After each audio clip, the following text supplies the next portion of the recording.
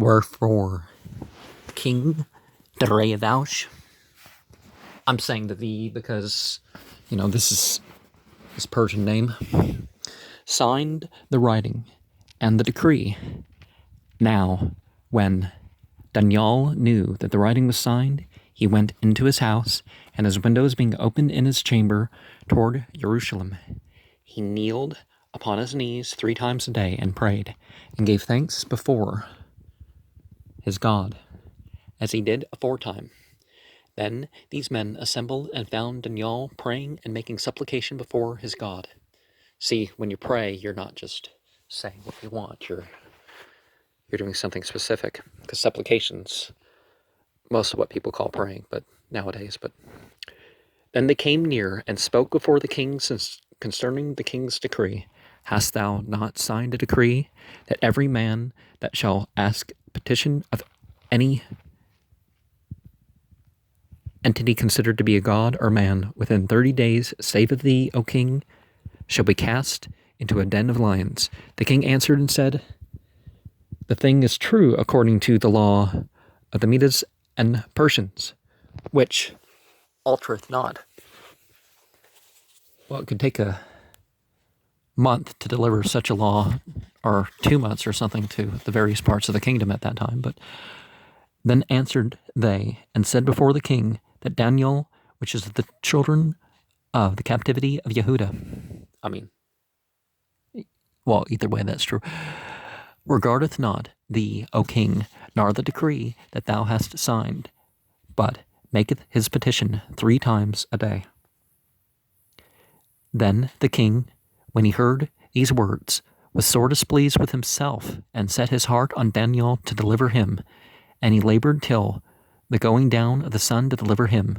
Then these men assembled unto the king, and said unto the king, Know, O king, that the law of the Medes and the Persians is that no decree nor statute which the king established may be changed.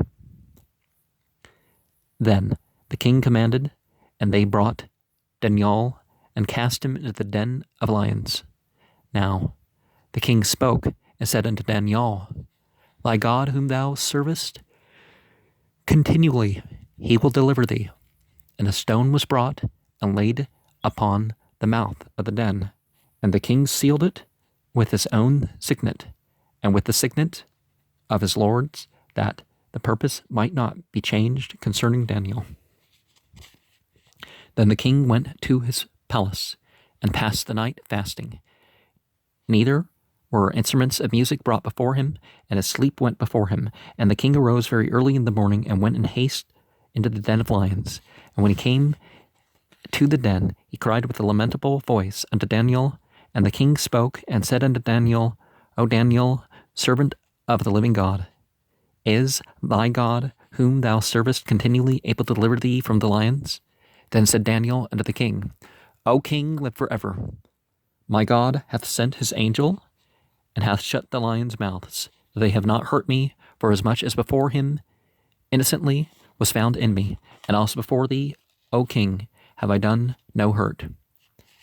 Remember that lions are a symbol of the Jews, so there's that. And there's the reference to Ahriman. There's the as being again, the controlling the lions is not being hurt by Ahriman, and heroes that fought lions over time. So there's symbolic import here. Then was the king exceedingly glad for him, and commanded that they should take Daniel up out of the den. So Daniel was taken up out of the den, and no manner of hurt was found upon him, because he believed in his God. And the king commanded that they brought those men which had accused Daniel, and they cast them into the den of lions, them, their children, and their wives, and the lions had the mastery of them.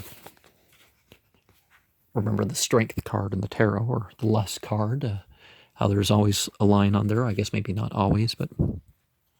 And broke all their bones in pieces, or ever they came at the bottom of the den. Now, some of the it's not just the dogma of Angermanu or Joseph Curtis or something like that talking about the Ottoman cults or Angermanu cults or Malik Taus or whatever cults that, and their use of the charnel pits and stuff like this for their magic are, remains that they've acquired somehow. So more symbolic connections there. Then King Darius wrote, "Unto all people, nations, and languages that dwell in all the earth, peace be multiplied unto you. I make a decree that in every dominion of my kingdom men tremble and fear before the God of Daniel, for he is the living God, and steadfast forever, and his kingdom that which shall not be destroyed, and his dominion shall be unto the end. He delivereth and rescueth, and he worketh signs and wonders in heaven and earth, who hath delivered Daniel from the power of the lions." So this Daniel prospered in the reign of Darius and in the reign of Kurash, the Persian. Kurash is most likely the Zulkarnain and the king of the two horns. The Lord of the two horns. Bu as in king, but chief. In the first year of Belshazzar, king of Babylon, Daniel had a dream and a vision of his head upon his bed. Then he wrote the dream and told the sum of the matters. Daniel spoke and said, "I saw in my vision by night, and behold, the four winds of the heavens strove upon the great sea, and four great beasts came up from the sea, diverse one from the other. The first was like a lion, and had eagle's wings. I beheld till the wings thereof were plucked, and it was lifted up from the earth, and made stand upon the feet as a man, and as a man's heart was given to it. And behold, another beast, a second like to a bear, and raised up itself on one side, and had 3 ribs in the mouth of it, and between the teeth of it. And they said thus unto it, Arise, devour much flesh. After this I beheld, and lo, another like a leopard, which had upon the back of it 4 wings of a fowl. The beast had also 4 heads, and dominion was given to it. After this I saw in the night visions, and behold, a 4th beast, dreadful and terrible, and strong exceedingly, and it had great iron teeth. It devoured and broke in pieces, and stamped the residue with the feet of it, and it was diverse from all the beasts that were before it. And it had 10 horns, and I considered the horns, and behold, there came up among them another little horn, before whom there were 3 of the first horns plucked up by the roots. And behold, in this horn were eyes like the eyes of a man, and a mouth speaking great things. The whole Ancient Aliens people like to talk about Daniel, I guess, more than a lot of things, but it really doesn't make that point very well, I don't think.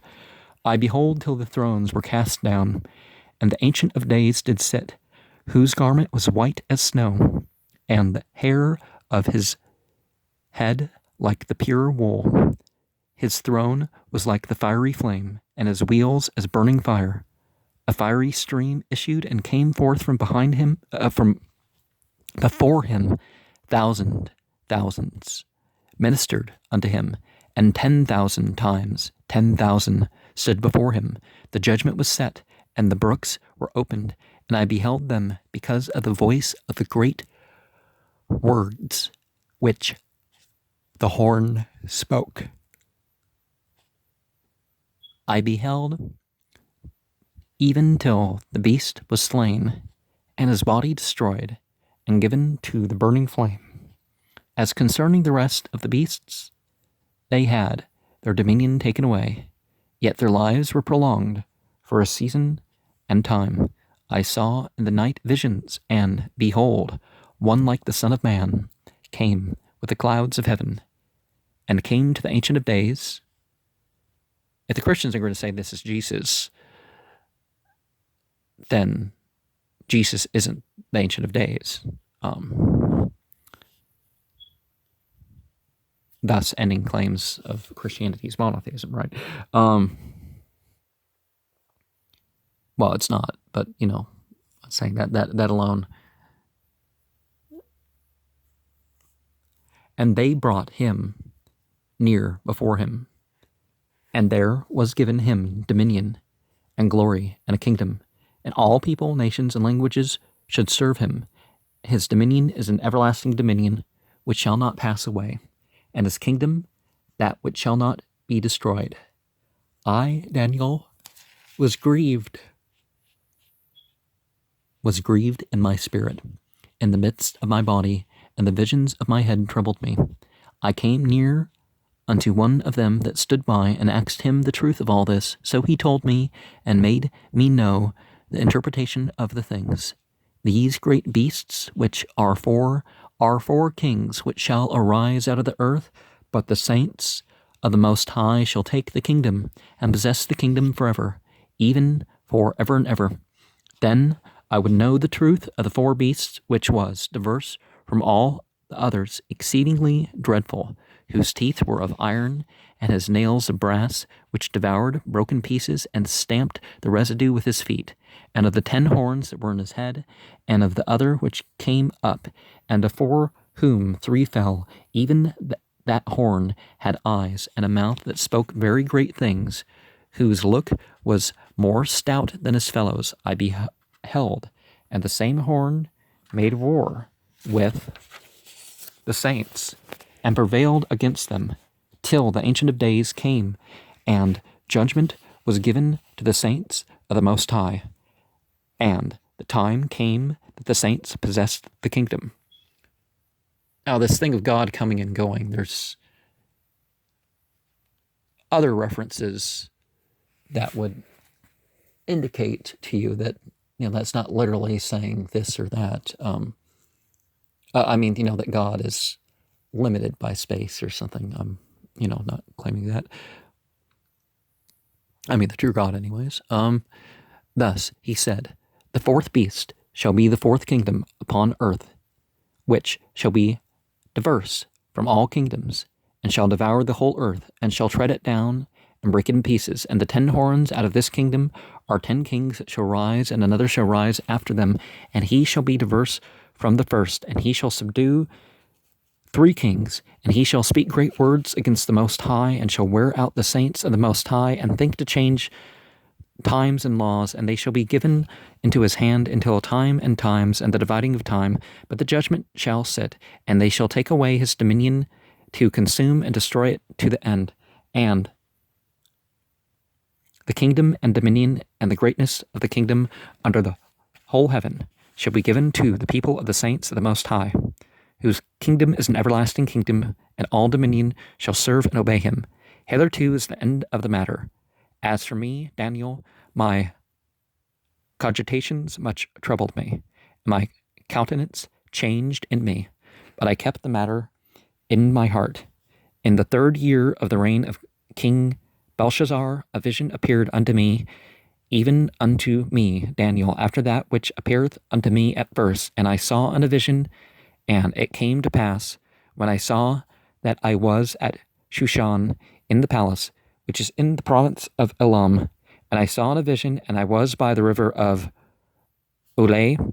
Then I lifted up my eyes and saw, and behold, there stood before the river a ram which had 2 horns, and the 2 horns were high, but one was higher than the other, and the higher came up last. And I saw the ram pushing westward and northward and southward, so that no beast might stand before him. Neither was there any that could deliver out of his hand, but he did according to his will, and became great. And I was considering, behold, a he-goat, behold, a he-goat came from the west to the face of the whole earth, and touched not the ground. And the goat had a notable horn between his eyes. And he came to the ram that had 2 horns, which I had seen standing before the river, and ran unto him in the fury of his power. And I saw him come close unto the ram, and he was moved with that choler against him, and smote the ram, and broke his 2 horns. And there was no power in the ram to stand before him, but he cast him down to the ground and stamped upon him, and there was none that could deliver the ram out of his hands. Therefore the he-goat waxed very great, and when he was strong, the great horn was broken, and for it came up 4 notable ones toward the 4 winds of heaven, and out of the one there came forth a little horn, which waxed exceedingly great toward the south, and toward the east, and toward the pleasant land, and it waxed great even to the host of heaven, and it cast down some of the host, and of the stars of the ground, and tramped upon them. Yea, he magnified himself, even the prince of the host, and by him the daily sacrifice was taken away, and the place of his sanctuary was cast down, and a host was given him against the daily sacrifice by reason of transgression, and it cast down the truth to the ground, and as it practiced and prospered, then I heard one saint speaking, and another saint said to that certain saint which spoke, How long shall be the vision concerning the daily sacrifice and the transgression of desolation, to give both the sanctuary and the host to be trodden underfoot? And he said unto me, Unto 2,300 days, then shall the sanctuary be cleansed. And it came to pass, when I, even Daniel, had seen the vision, and sought for the meaning, then behold, there stood before me the appearance of a man, and I heard a man's voice between the banks of Ulai, which he called, and said,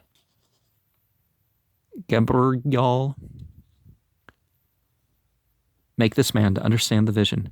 So he came near where I stood, and when he came, I was afraid, and fell upon my face, and he said unto me, Understand, O son of man, for at this time of the end shall be the vision.